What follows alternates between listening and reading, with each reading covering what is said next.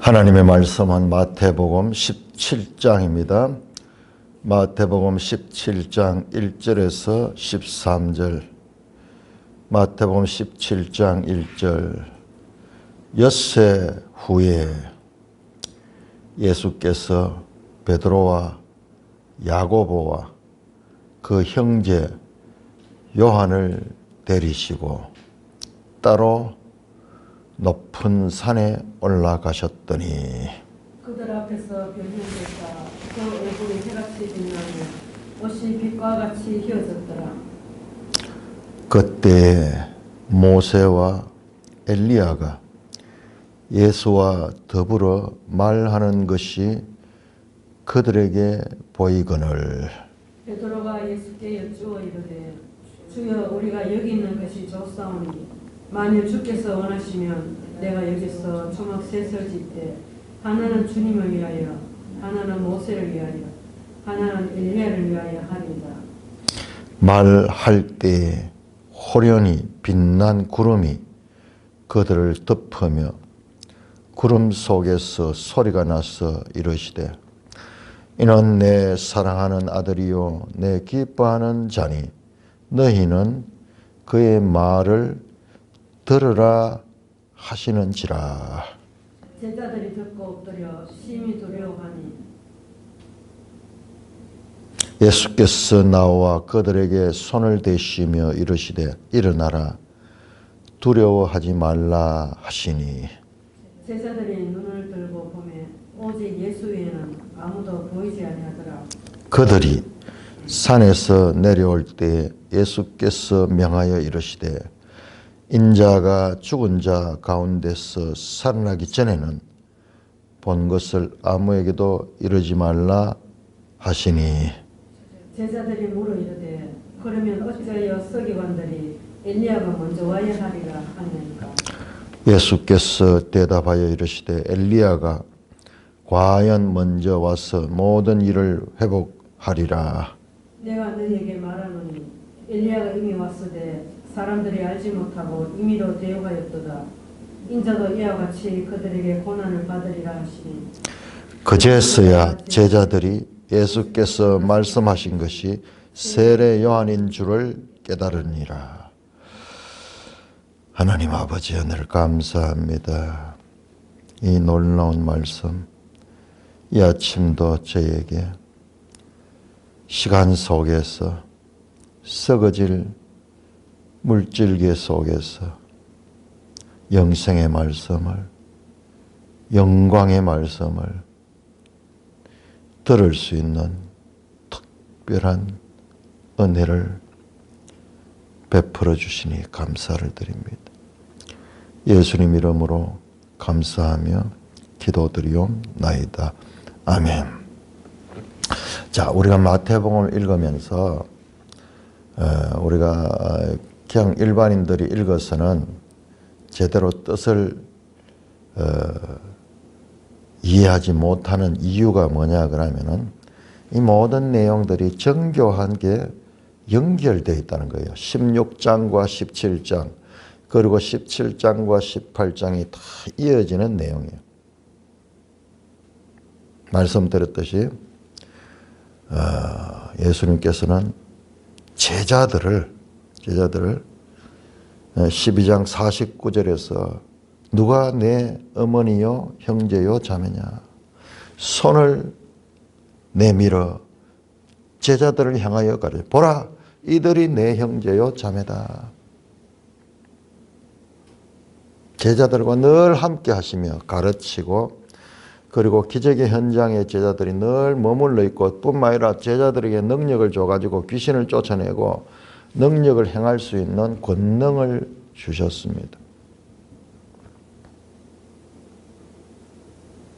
이방 지역으로도 갈 적에 제자들을 데려가시며 그들에게 앞으로 장차 이 복음이 이방인들에게도 전해야 될 것을 미리 가르쳐 주시고 지금 현재는 가이사라 빌립보가 있죠. 가이사라 빌립보에서 16장 13절부터 예수님께서 제자들에게 묻습니다. 사람들이 나를 누구라 하느냐? 너희는 나를 누구라 하느냐? 그때 베드로가 주는 그리스도시요 살아계신 하나님의 아들입니다. 이와 같은 말씀을 하니 예수님께서 얼마나 기뻐하시면서 내가 이 베드로의 이 고백 위에 내 교회를 세우겠다. 내 교회를 세우겠다. 그래서 베드로의 이름을 페트로스, 반석이다. 너희가 땅에서 매면 하늘에서 매이고 땅에서 풀면 하늘에서 풀릴 거다. 그러면서 교회가 구원의 기관으로서 교회를 통하여 하늘과 땅이 연결될 것을 말씀을 하셨습니다. 얼마나 기뻐하면 바요나 시모나 이를 네게 알게 한 일은 혈육이 아니요 하늘에 계신 내 아버지시다. 자, 그런데 그 말씀이 끝나자 예수님께서 16장 20절부터 해서 21절부터 이때로부터 예수께서 자기가 예루살렘에 올라가실 것. 지금까지는 갈릴리 있었죠. 예루살렘에 올라가야 되며 거기에 가서 뭐 하느냐? 장로들과 대제사장들과 서기관들에게 많은 고난을 받고 죽임을 당하고 제3일에 살아나야 할 것을 제자들에게 비로소 나타냈다. 이때까지 이 말씀을 자신의 앞으로의 이 가야 될 길에 대해서 이 부정적인 부분, 이 부분은 말씀하지 않았어요. 제자들이 아직까지 듣고도 수준이 되지 않기 때문에 비로소 나타냈다. 이때로부터. 그래서 16장 21절부터 시작해서 마태복음에 이제 후반부가 시작된다고 말씀을 드렸죠. 그러자 베드로가 예수님 걸 붙들고 항변하면서 그렇게 하면 안 됩니다. 그렇게 하지 마세요. 그건 결코 그런 일은 있을 수 없습니다.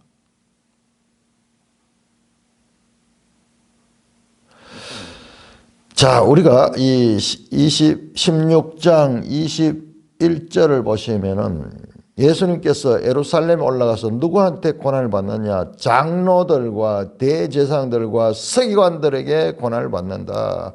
장로들, 대제사장들, 서기관들 전부 유대인들입니다. 많은 고난을 받고 죽임을 당하신다. 그리고 제3일 여러분 이 말씀은 예수님이 직접 하신 말씀입니다. 그런데 우리가 사도신경에 보면은 이게 속 빠지고 빌라도에게 고난을 받아서 그렇게 되어 있는데 저는 옛날부터 그 부분에 대해 가지고 늘 개운치 않았어요. 뭐 신학자들의 이야기를 들어보면 빌라도가 그때 권세를 가지고 있고 대표성을 가지기 때문에 그렇다 그러면서 이제 그 이야기를 그렇게 하는데 그 해석이 마음에 와닿지 않았어요. 사도신경이 사도들의 이 신앙 고백으로 우리가 알고 있지만은 그것이 훨씬 나중에 지금의 형태로 그렇게 변화되었다는 것을 알게 됩니다. 그 속으로는 저는 그 빌라도에게 왜 나중에 보시면요 자세히 보시면 빌라도는 예수님을 죽이지 않으려고 온갖 힘을 쓰고 그 부인까지도 꿈을 꾸고 땀을 뻘뻘 흘리면서 마지막에 손을 씻으면서 내 할 일은 내가 했다. 너희들이 이 모든 책임을 지라. 그러니까는 그 사람들이 그 유대인들이 그 종교 지도자들이 그렇게 우리에게 돌리라. 그 모든 거 우리에게 돌려. 우리가 책임지겠다. 그 말이에요. 그렇게 했는데 왜 빌라도가 거기에 대표로 나가 있는지. 그래서 그 부분에 있어서는 늘 아쉬움을 가지고 있어요. 예수님이 친히 말했잖아요. 종교 지도자들, 장로들, 대제사장들, 서기관들.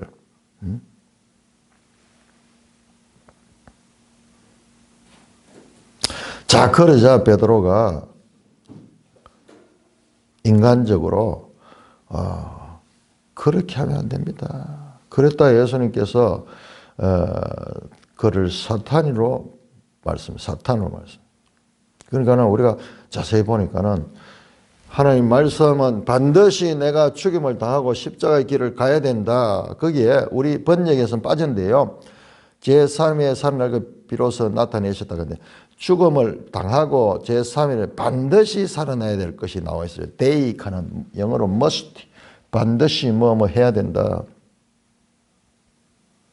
반드시 내가 이 길을 가야 된다. 십자가의 길을 가야 된다.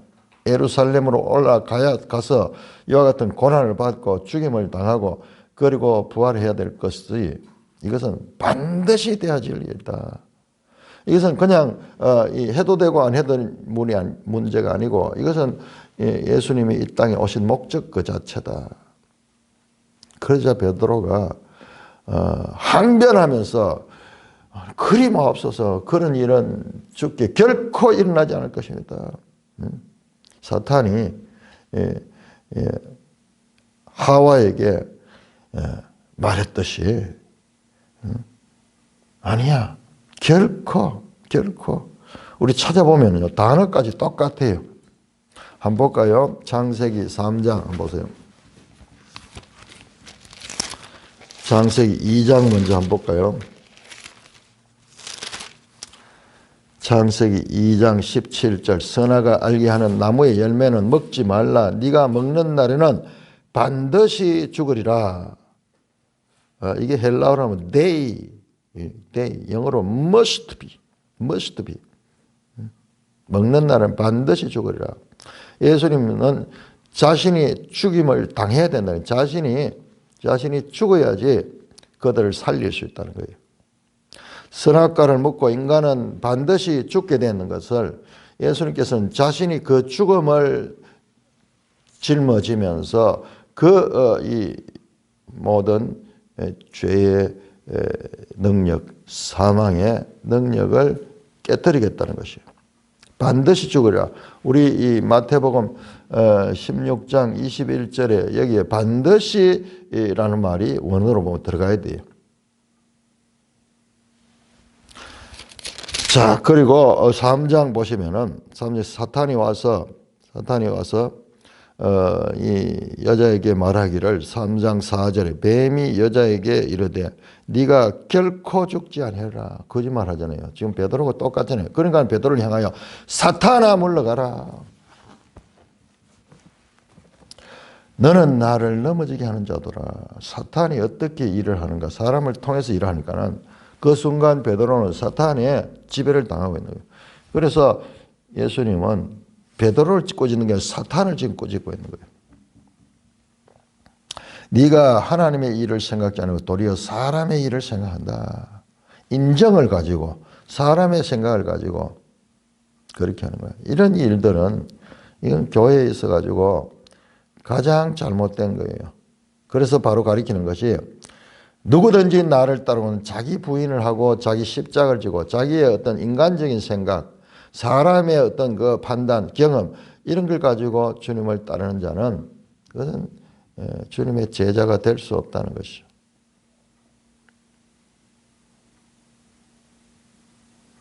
그러면서 예수님께서 인자가 아버지의 영광으로 천사들과 와서 심판하실 것을 말씀합니다. 그리고 마지막 28절에서 내가 진실로 너에게 이르노니 여기 서 있는 사람 중에 죽기 전에 인자가 그 왕권을 가지고 오는 것을 볼 자들도 있느니라. 지금 제자들 가운데서 예수님이 그 영광스러운 왕권, 십자가의 죽음이 끝이 아니고 이 십자가의 죽음을 통과한 다음에는 나중에 재림주로 오신다. 영광의 하나님으로 오신다. 심판주로 오신다. 그 말씀을 지금 하시고 있는 거예요. 제자들에게 십자가의 죽으심은 과정이다. 이건 반드시 통과해야 되는 과정이다.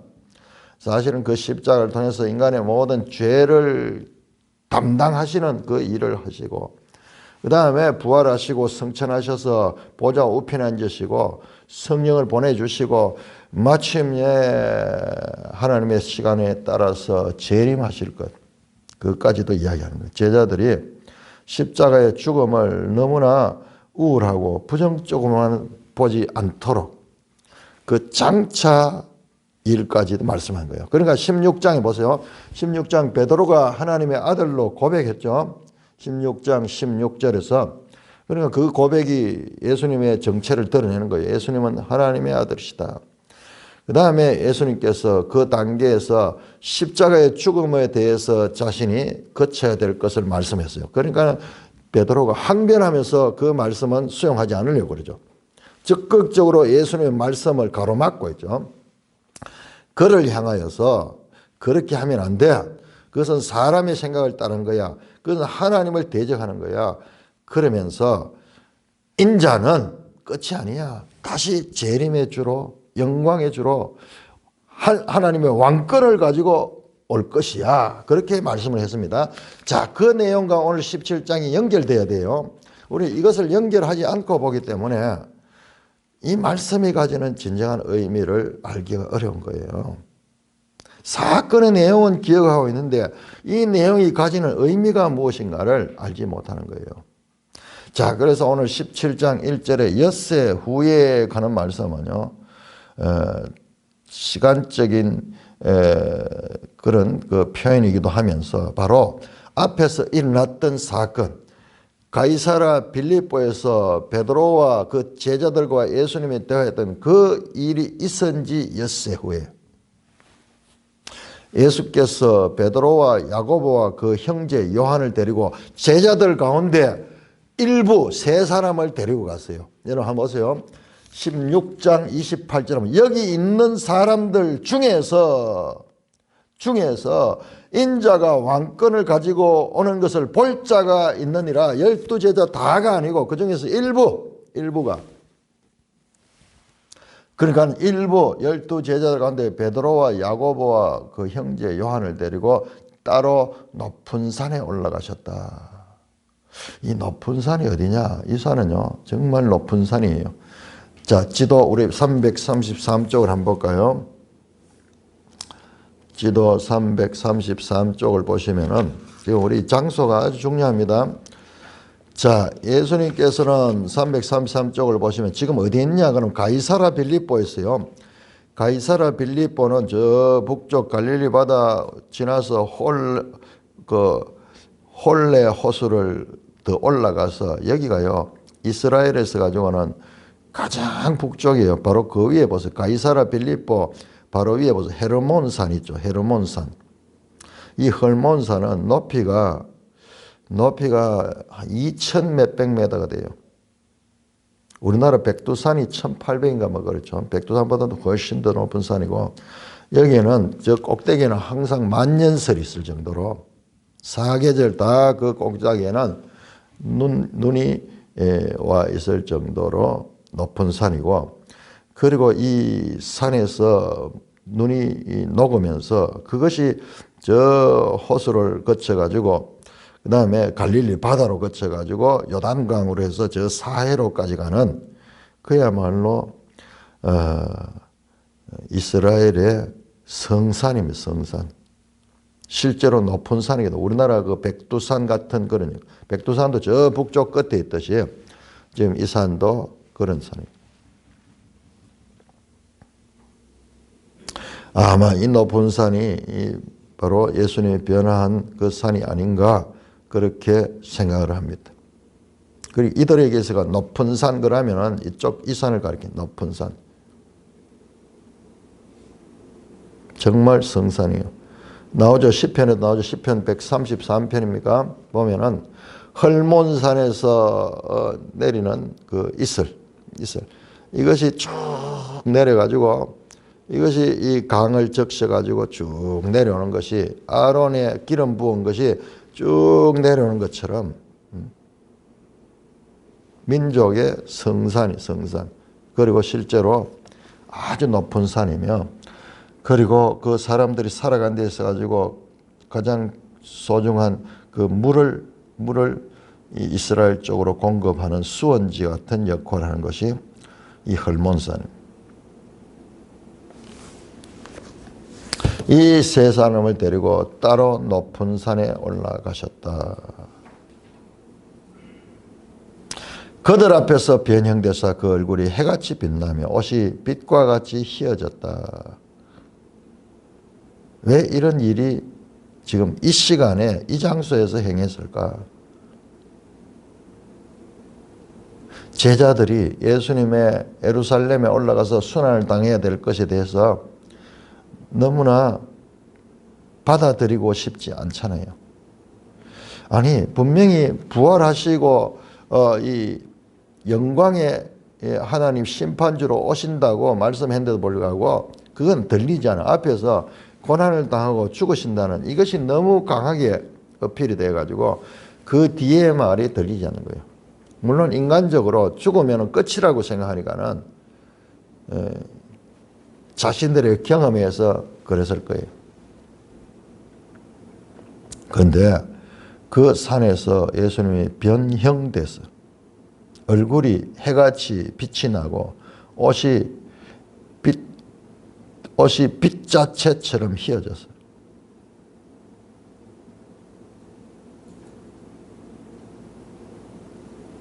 그리고 그때 모세와 엘리야가 예수와 더불어 말하는 것을 그들에게 보이다. 모세와 엘리야가 나타나고 예수님이 그들과 함께 말하는 장면이 등장합니다. 왜 이 장면을 여기에서 가이사랴 빌립보에서 이 엿새 후에 이 장면을 보여줬는가? 이건 우리 따로 봐버리면 이게 의미를 잘 몰라요. 제자들이 예루살렘으로 가고자 하는 예수님을 이해하지 못하고 있잖아요. 죽으심만 생각하고 있잖아요. 그래서 매일 성경 제목이요. 변화산과 갈보리산이라고 잡았는 거예요.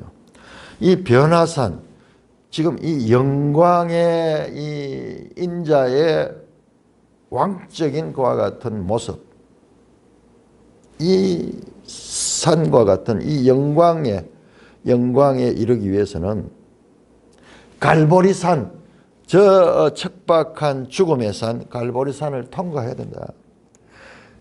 역으로 갈보리산으로 예루살렘 가서 갈보리산에 가서 죽게 되는 것은 이 변화산처럼 영광으로 부활하기 위한 것이다. 그래서 매일 성경 제목 밑에 그 설명 보면요.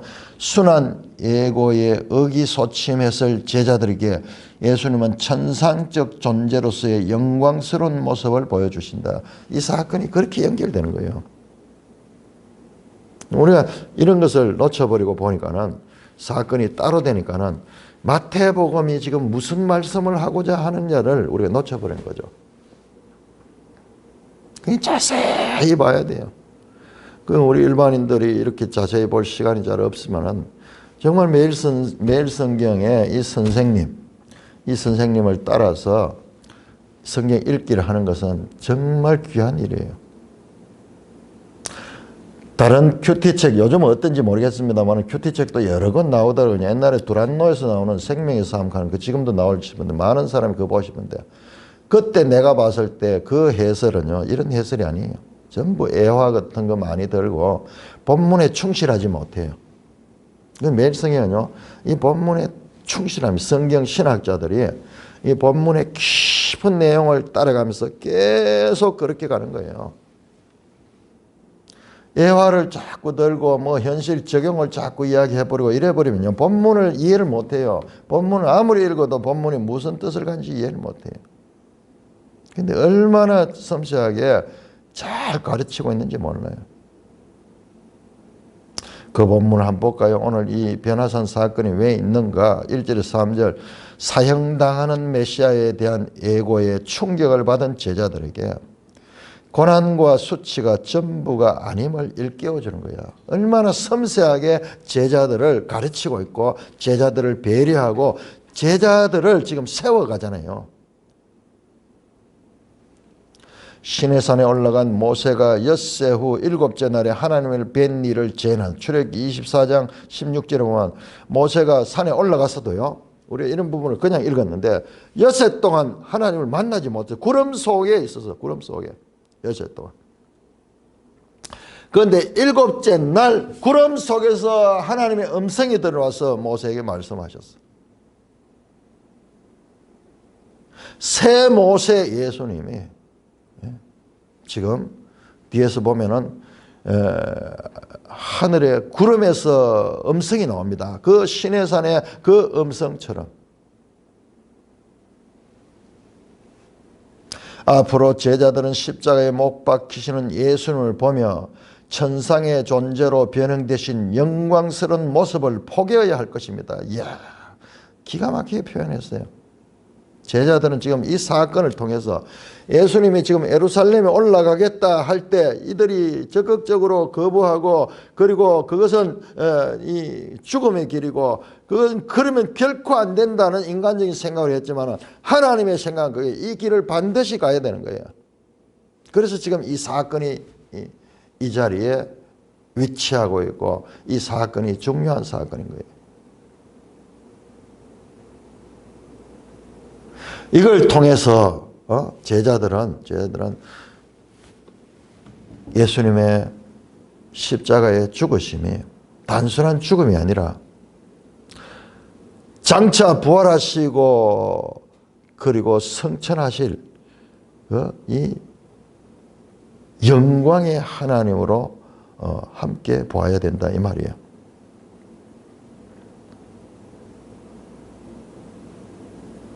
그리고 예수님이 누구신가? 구약을 대표하는 모세와 엘리야를 거느리고 있는 메시아시다라는 것도 상기해야 됩니다. 높은 산에 올랐더니 그들 앞에서 변히 얼굴이 해같이 빛났다. 다니엘서 보시면요, 다니엘 12장 3절에 보면 우리 저기 나오잖아요. 다니엘 12장 많은 사람을 지혜인 자는 궁창의 빛과 같이 빛난다.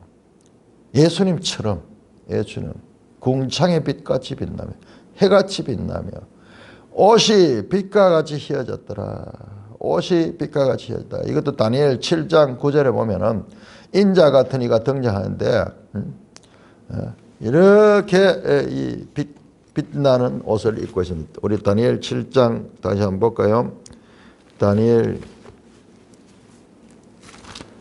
7장 9절 내가 보니 왕자가 놓이고 옛적부터 항상 계시니가 자정했는데 그 옷은 희기가 눈 같고 머리털은 깨끗한 양의 털 같고 그의 보좌는 불꽃이요 그의 옷이 희기가 눈처럼이다. 눈처럼이다. 그 얼굴이 해같이 빛나고 옷이 빛과 같이 흰 눈처럼 흰 이 모습이에요. 이 모습.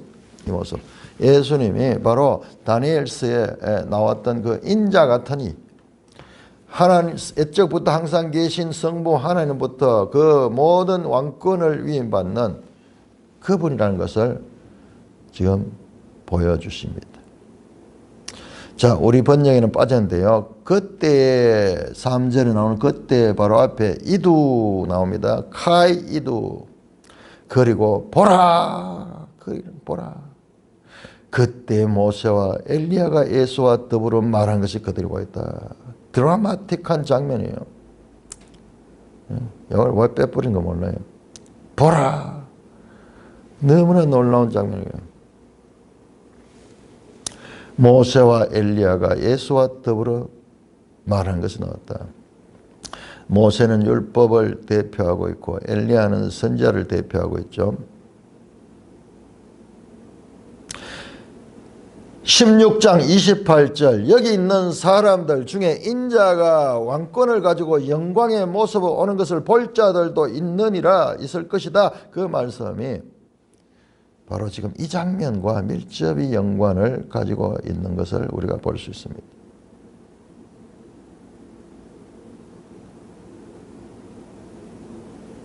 우리 16장 28절이 너무 난해 구절이거든요. 재림을 분명히 이해하는데 그 재림이 어떻게 제자들에게 있을 수 있느냐, 볼 수 있느냐. 지금 이게 땡겨서 미리 보여주는 장면이에요. 재림하시는 영광의 주를 제자들에게 미리 보여주는 거예요. 십자가의 죽음은 끝이 아니야. 이 갈보리 산에 에서의 십자가의 죽음은 변화산처럼 영광으로 가야 되는 코스예요. 그것을 그림 언어로 지금 전하고 있는 것입니다.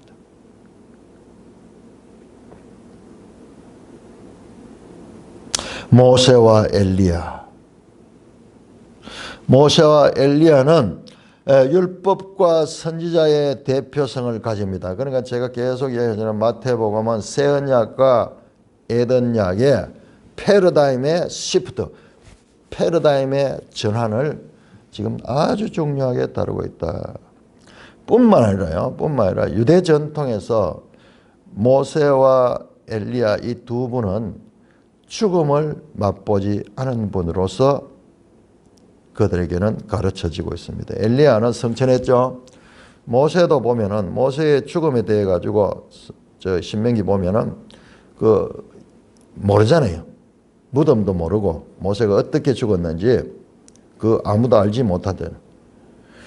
그래서 모세와 엘리야는 죽음을 맛보지 않고 하늘의 존재로 그렇게 생각되었고 그들의 전통에서는 그렇게 가르쳐졌습니다. 그러니까는 예수님과 모세와 엘리야의 만남은 하늘 존재들의 만남이에요.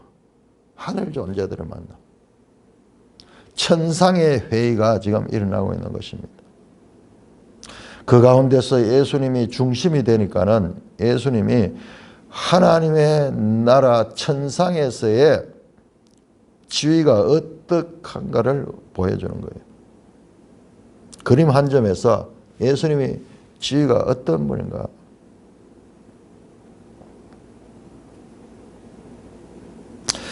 그러니까는 앞에 베드로와 제자들이 사람의 일을 가지고 하나님의 일을 거부했다고 말씀했잖아요.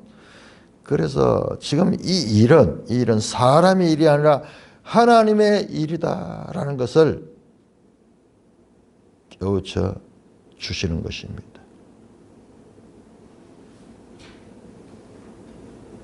그러므로 교회와 제자들과 앞으로 장차 교회는 영광스러운 하나님의 그 일에 속한 자들이라는 것을 알아야 될 것을 이 변화산 사건은 말씀하고 있는 것입니다. 자, 베드로가 그러니까는요. 이 베드로가 바로 앞에서 16장 22절에서 주여 그리마옵소서 항변하면서 주님을 이 말을 대적했던 그 베드로가 이번에는 어떻게 하느냐? 주여 우리가 여기 있는 것이 좋사오니 만일 주께서 원하시면 내가 초막 셋을 짓되 하나는 주님을 위하여 하나는 모세를 위하여 하나는 엘리야를 위하여 하리이다. 행하겠다는 거예요. 자기가 행하겠다는 거예요. 이야, 이 천상에 이 영광스러운 자리를 보니까는 너무 좋아서 초막 셋을 짓겠다.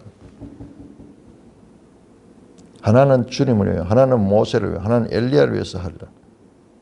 누가복음 이 장면은 누가복음은 이 말씀을 해놓고 그 뒤에다가 자기가 하는 말을 자기도 알지 못하다라고 평가하고 있습니다. 자기가 무슨 말하는지도 모르면서 지금 이런 소리를 하네요. 베드로는 그러니까 계속 수준이 아직까지 사람의 관점에서 지금 보고 있는 거죠. 그러니까 지금 우리가 이걸 통해서 뭘 봐야 되는가 하면 계속 제자들은 배워가야 된다는 거예요. 예수님을 알아가야 된다는 것입니다. 자, 그렇게 말할 때에 5절에 호련히 여기 또 이두가 나옵니다. 보라 호련히 빛난 구름이 그들을 덮으며 구름 속에서 소리나서 이르되 이는 내 사랑하는 아들이요 내 기뻐하는 자 너희는 그의 말을 들으라. 너희는 그의 말을 들으라. 이 말씀이 무엇을 가리키는 것 같습니까? 문맥을 통해서 읽어보면 뜻이 분명히 드러나요. 예수님께서 말씀하셨죠. 내가 이제 예루살렘에 가서 이 장로들과 대제사장들과 이 서기관들에게 고난을 받고 죽임을 당할 것이라고 말씀했을 때 베드로가 적극적으로 항변했죠. 그 말을 듣지 않았죠. 그 베드로를 향하여서 그의 말을 들으라. 말을 들으라. 이는 내 사랑하는 아들이요 내 기뻐하는 자다. 구름 속에서 하나님이 친히 베드로에게 말씀합니다. 너는 그의 말을 들으라. 너무 놀라운 말씀이에요. 여러분, 저는 이번에 마태복음을 공부하면서 제자들에 대해서, 사도들에 대해서 새롭게 생각하는데 더 그 생각이 굳어지는데, 이 제자들은 우리 그냥 일반인들로 평가해서 안 됩니다. 물론 출신은 그렇지만 이 영적인 차원에서 예수님으로 직접 배웠을 뿐만 아니라 하나님으로부터도 지금 말씀을 듣고 있는 거예요. 자, 우리 신명기 18장 우리 한번 볼까요? 신명기 18장.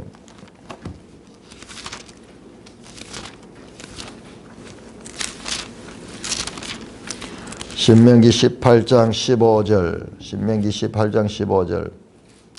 내 하나님 여호와께서 너희 가운데 내 형제 중에서 너를 위하여 나와 같은 선지자 하나를 일으키니 너희는 그의 말을 들을지라.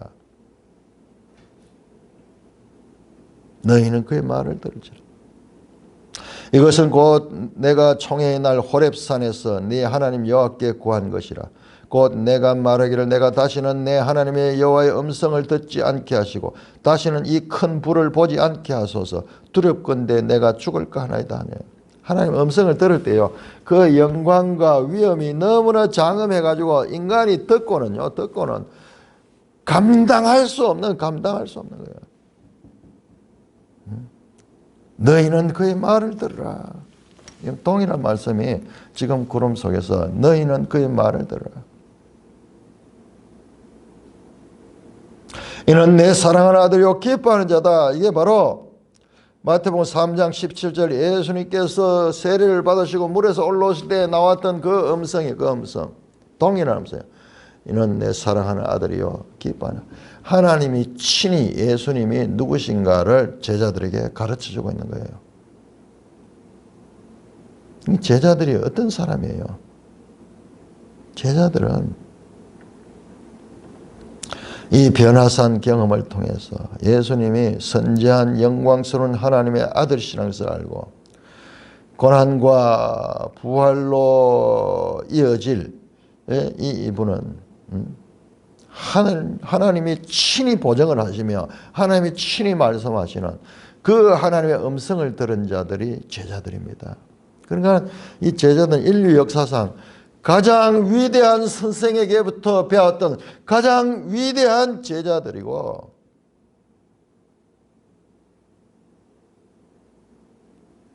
그들을 세우기 위해서 하늘과 하나님의 성부 하나님과 성자 하나님과 성령 하나님이 합력하여서 이들을 세워가고 있는 거예요. 이들을 가르치고 이들을 깨우치고 이들을 세워가서 왜? 이들은 장차 하나님의 교회의 기초가 될 분들이기 때문에 그래요.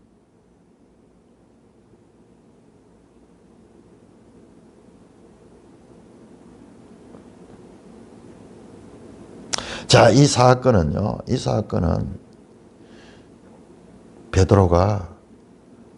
베드로후서 1장 17절에서 이때 이 사건, 이 놀라운 사건을 기억하고 말씀하고 있는 사건입니다. 자, 우리 베드로후서 1장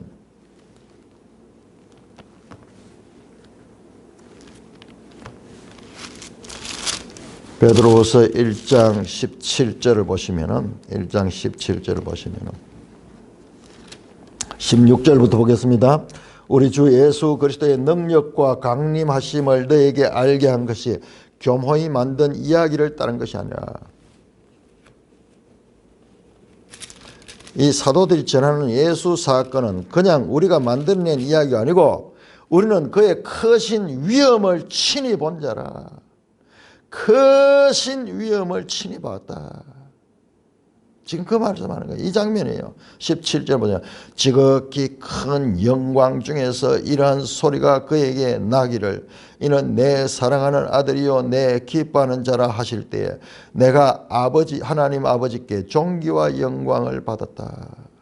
이 소리는 우리가 그와 함께 거룩한 산에 있을 때에 하늘로부터 난 것을 들은 것이다. 이 체험이 일생 잊혀지지 않는 생생한 경험이 된 거예요. 그런데 베드로후서 이 본문에서 이야기하는 이 사건을 이야기하려고 하는 게 아니라 이 사건보다 더 중요한 것이 있는데 그것이 뭐냐? 기록된 말씀이다. 기록된 말씀. 그 말씀을 하려고. 베드로의 이런 경험도 대단하고 영광스럽지만은 그러나 우리는 이 모든 것들을 66권 책을 한 권을 가지고 있는 이 더 영광스럽고 하나님의 뜻을 더 알 수 있는 그런 것이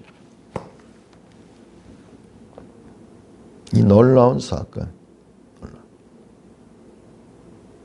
하나님께서 친히 말씀으로서 베드로에게 가르칩니다. 그의 말을 들으라.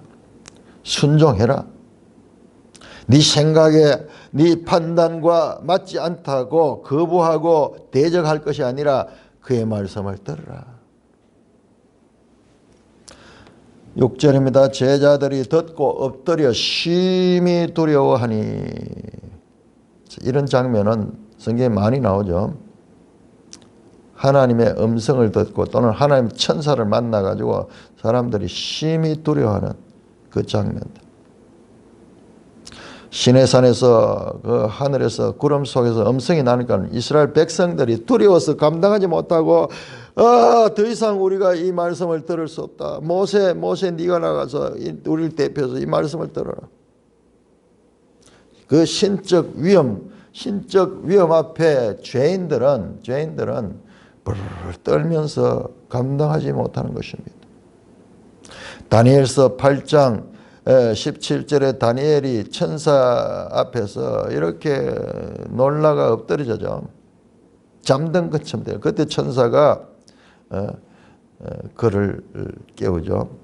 다니엘 10장 9절 15절 계시록 1장 17절에도 보면은 그 요한이 이 천상의 영광스러운 모습, 천사의 모습을 보고 죽은 자처럼 돼요. 죽은 자처럼 돼요.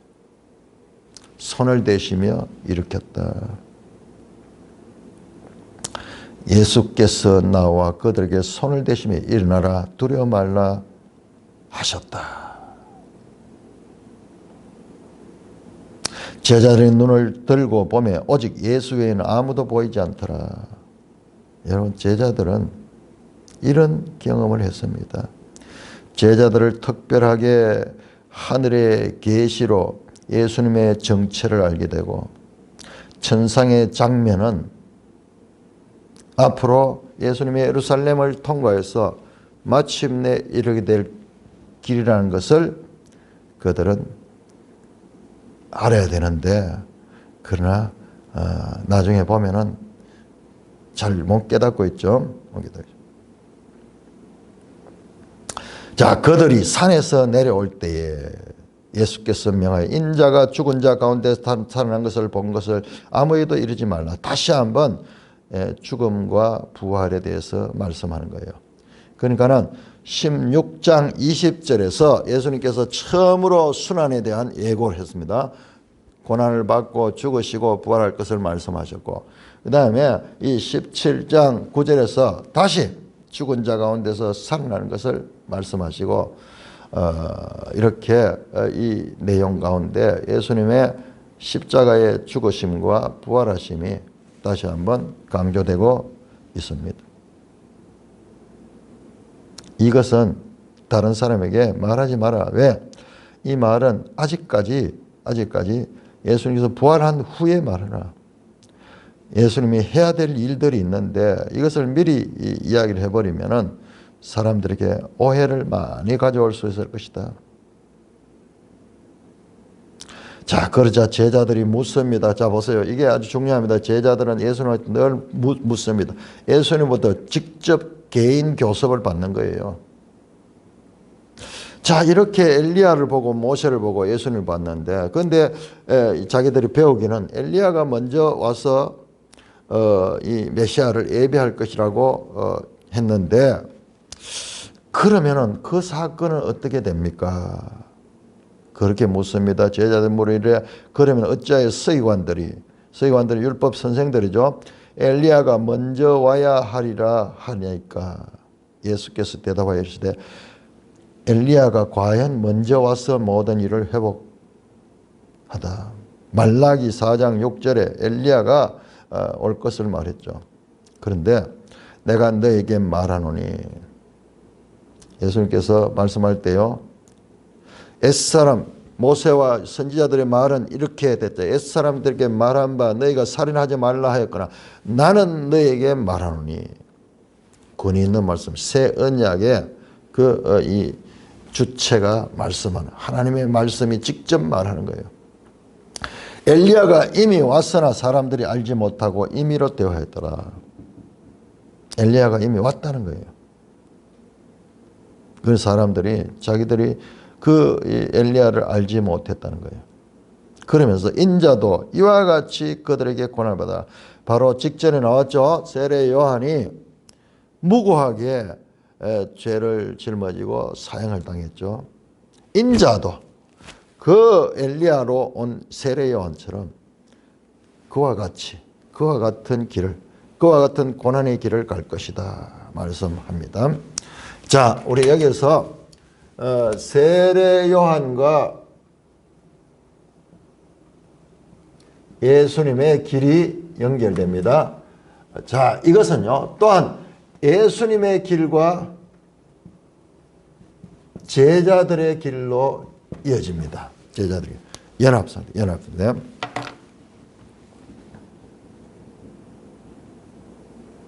세례 요한과 예수님이 연대합니다. 세례 요한이 고난을 당하고 억울한 죽음을 당했듯이 인자도, 예수님도 그와 같이 될 것이다.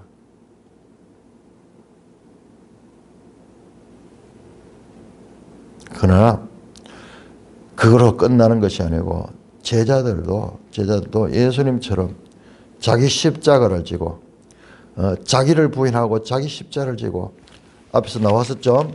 16장 24절에 나왔던 그 십자가의 길을 가야 된다. 이 연대성을 말하고 있습니다. 말씀드렸죠. 오늘 우리에게는 그게 좀 비유적이고 상징적이었지만 제자들은 그게 실제예요. 실제. 13절 그제서야 제자들이 예수께서 말씀하신 것이 세례 요한인 줄 깨달으니라. 그제서야 점점 깨달아가죠. 지금 제자들의 모습 마태복음이요, 계속 변화되는 거, 발전적으로 깨달아가는 거. 제자들이 질문하고 답변을 통해서 깨달아가고 예수님부터 배워가는 거예요. 그러니까 이 제자들은 가장 위대한 인류의 스승이신, 구원자이시며 스승이신 예수 그리스도로부터 직접 배운 자들이고, 그래서 그들이 깨달아가고 있습니다. 9절에 보시면은 그들이라고 제자들을 표현했다가 12절에 제자들이라고 나와요. 깨달아갈 때 제자들이고, 그냥 무지한 상태로 있을 때는 그냥 그들이라고 표현하고 있는 그런 모습도 볼 수가 있습니다. 요한의 정체를 모르는 사람들은 요한이 정언한 예수님의 정체도 알 수 없습니다. 세례 요한이 아주 중요하죠. 중요한 역할. 이후에도 계속 세례 요한 문제는 21장에서도 계속 나오면서 예수님과 연결이 됩니다. 자, 이처럼 17장의 변화산 뚝 떨어져 가지고 따로 있는 사건이 아니라 앞에 나오는 16장과 연결되며 궁극적으로 제자들이 계속 주님을 알아가고 있는 내용과 연결되며 이어지는 내용도 마찬가지예요. 이뤄지는 내용도 마찬가지로 제자들에 대한 것들이 제자들이 누군가 예수님이 누구시며 동시에 제자들도 그와 같은 예수님을 닮은 자, 연합된 자로서 그리스도인으로서 그리스도의 사람으로 계속